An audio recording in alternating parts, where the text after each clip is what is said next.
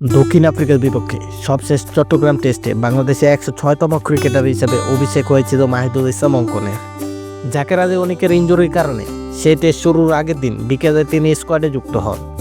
এরপর দিন জহুর আহমেদ চৌধুরী স্টেডিয়ামে অভিষেক হয় এই উইকেটকিপার ব্যাটারের, যদিও অভিষেক সেভাবে রাঙাতে পারেনি। আসন্ন ওয়েস্ট ইন্ডিজের বিপক্ষে 2 ম্যাচের টেস্ট সিরিজও স্কোয়াডে রয়েছেন অঙ্কন। গতকাল প্রস্তুতি ম্যাচেও রানের দেখা পেয়েছেন এই উইকেট রক্ষক ব্যাটার।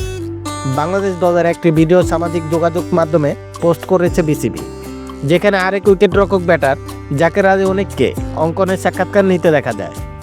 সেখানে জাতীয় দলের জার্সিতে খেলা প্রসঙ্গে অঙ্কন বলেছিলেন, আমি যখন থেকে ক্রিকেট খেলাটা শুরু করি তখন থেকে ইচ্ছে ছিল জাতীয় দলে খেলা। বাংলাদেশও হয়ে খেলতে পারাটা অনেক বড় ব্যাপার। আমি বেশি খুশি। আমার আব্বু আম্মুর শখ ছিল ছোটবেলা থেকে আমাকে টেস্ট খেলতে দেখবে, সেটা হতে পারায় খুশি, আলহামদুলিল্লাহ।